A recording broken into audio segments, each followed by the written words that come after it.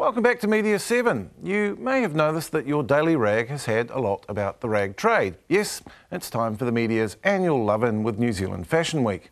Simon Pound went to find out if it was always this way.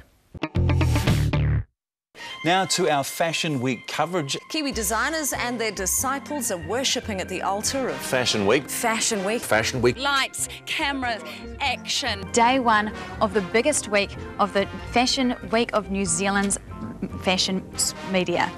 Seeing the way that the media today goes a little weak at the knees over Fashion Week, you might think that it has always been this way. Well, there you go. There's the first dry cleaning job of Fashion Week. But one player who is bringing up 30 years in the business, Neville Findlay of Zambezi, can tell us that it most certainly was not always like this. Well, Simon, 30 years ago there was no interest in fashion. Zambezi started in 1979. Before that even, they had a shop called Tart. Zambezi, who showed on Tuesday night, continued to lead the industry, putting on a theatrical show that generated great coverage. But the media were not always so quick to acknowledge. I expressly remember ringing up one of the TV channels, all excited that a supermodel had worn one of our dresses, and they said, well, who are you? You know, Zambezi, what do you do?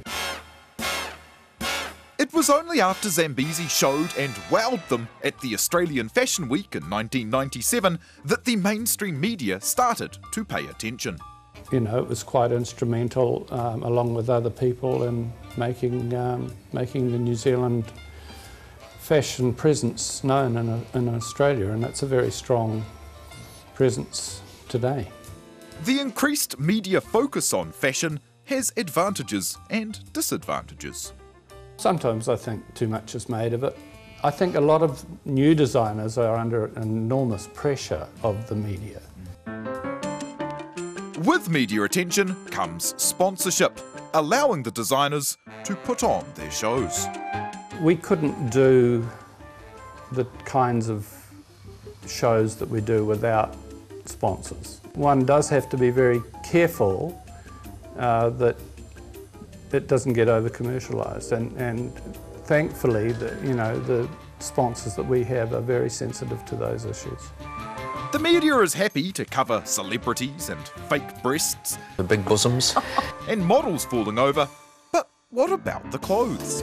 I get a little frustrated sometimes that they don't want to look at what the real issues are, and that's the clothes and the function of the clothes and what the designer has, the thought processes are, the emotional side of it. It's easy to get distracted at Fashion Week by stuff that doesn't really matter. Zambezi does matter to an awful lot of people. After 30 years of success, I'd say they are due the recognition. But instead, Neville Findlay wonders if maybe some of all the energy that the media spends on Fashion Week couldn't be better spent elsewhere. I'm astounded actually at the interest in fashion. You know, sometimes I think, well, you know, there's a lot more deserving people who are making money for New Zealand, whether they're scientists or engineers or inventors, but you know, that's the fact of life. People love fashion. Simon Pound with that report. Now, the track record of journalists in business has often been an unhappy one. Even those who pronounce on commerce don't seem to be very good at doing it. Phil Smith is an exception. Since he picked up the rights to the golf show for $1 in 1995, he has steadily earned both money and respect. And now the company he runs with production partner Rachel Gardner, Great Southern Film and Television, seems poised to step up. It scored 20 nominations in this year's Qantas Awards and won 4 for its first feature film, Apron Strings. Smith and Gardner have a further 8 films in development. Great Southern is also behind a major new drama series, The Cult, Birdland, written by Steve Broadnias and fronted by Jeremy Wells, and half a dozen other shows. And as the papers all told you, it has picked up the New Zealand franchise for the reality show The Apprentice. Phil Smith is with me now to talk about how he got where he is and where he's going. Greetings, Phil. I have to ask you, your press releases on your website still describe your company as an emergent indie. Will it not be fair now to say that you have emerged? Or Or do you like the indie vibe? we're not. Yeah, we like the indie vibe. I mean, I suppose we're the people that brought New Zealand Eating Media lunch, and so we've always tried to fly under the radar. And so we always had a policy not to stick our heads up and make any great claims. But all we do is we just live in fear of failure, basically, Russell. And so we make television because, you know, and we've ended up making quite a bit of it. And we make television because we really love it and enjoy it and really like the people we work with. And we've ended up making quite a lot of it, probably because we do worry about failure. Oh, even given that love of television, which I don't doubt, I think from the beginning you've always had a pretty keen sense of commercial reality, haven't you? Would that be fair? I was brought up in an entrepreneurial family. My father owned his own business, and when I was a younger journalist I worked at the Financial Times, and I was always kind of attracted to friends who owned their own businesses. Like when I was in New Zealand, I had friends that owned things like skew shops and all that, and I was always fascinated by business.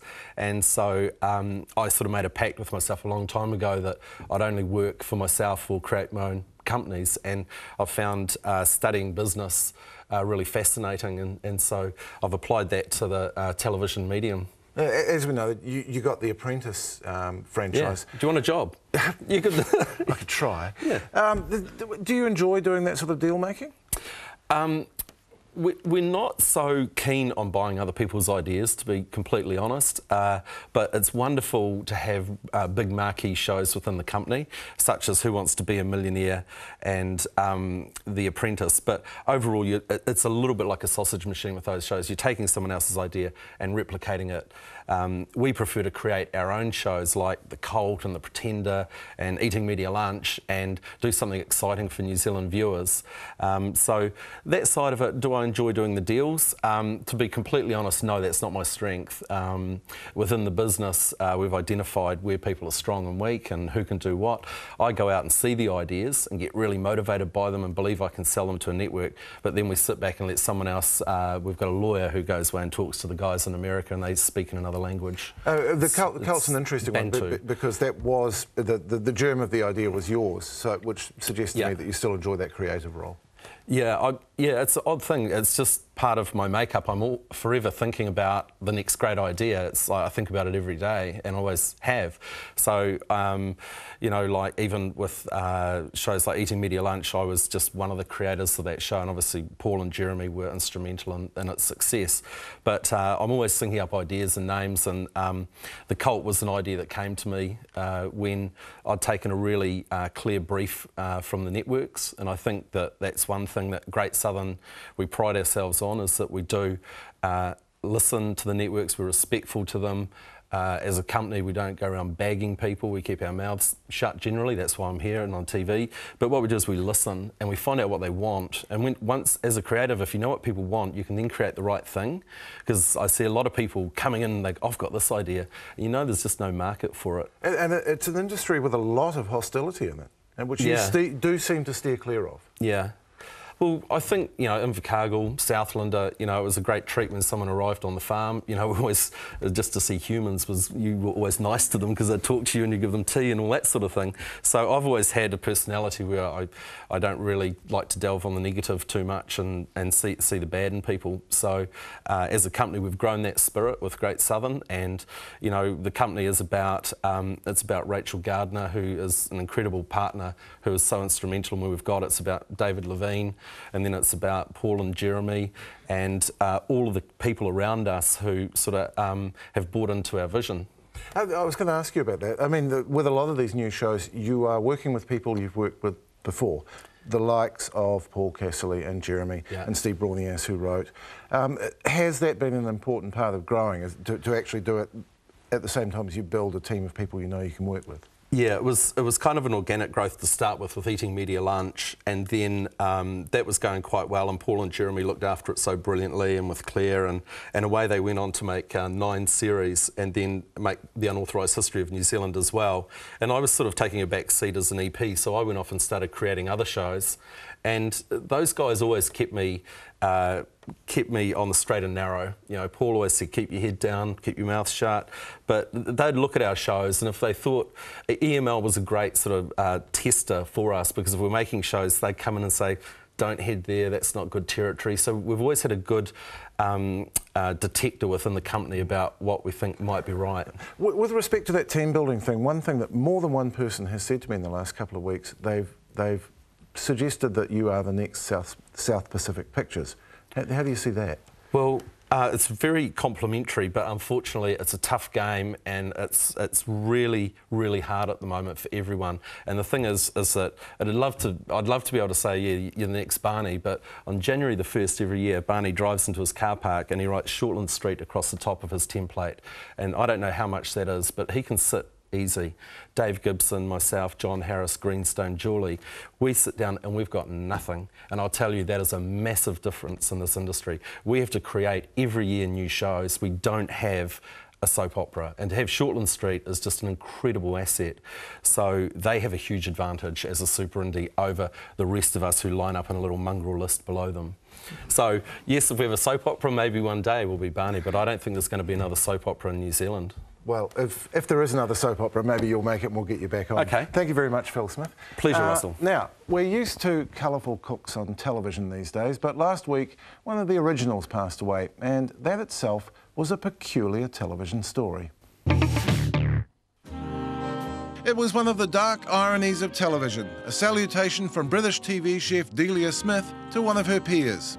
Keith Floyd, I'm one of your biggest fans, and I've never told you this, but my father always thought you were the best TV chef of all. And I must say the best bit was when you set the fire alarms off. Hold on, we're on fire. Turn over, we're on fire. Turn over, look, we're on fire. Get a bucket of water, somebody. The boy stood on the burning deck, his face as bold as brass. You were great, and I love you. But Keith Floyd had died hours beforehand, suffering a heart attack on the same couch where he'd planned to watch the Channel 4 documentary Smith was introducing. God, how can I spin out an hour-long programme when my star interviewee is comatose, dead to the world, and apparently brain dead too? Called Keith Meets Keith, it saw comedian Keith Allen track down the man described as the original rock and roll TV chef and the last champion of the unfettered life. I certainly drink the odd glass of scotch. I have a quick slurp. What does it taste like? It's very good stuff, actually. He took joy in food and just as great a joy in the drink that went with it. We had a late one last night. The producer took us all out for a really slap-up meal. We've had a few problems on this shoot. Basically, we've been under budget all the way. And as you know, with filmmaking, if you don't spend it all, you can't get any more for the next one. So he took us out for an enormous, wonderful dinner. We had lobster, caviar, champagne, and the finest Italian brandy afterwards.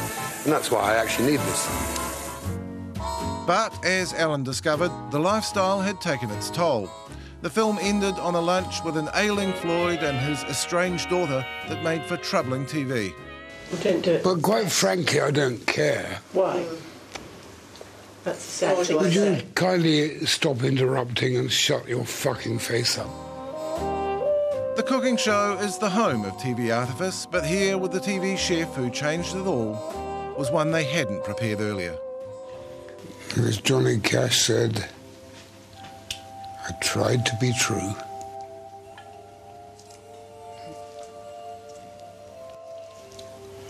And if you don't mind, I'm going to just go and sit on the sofa. Yes.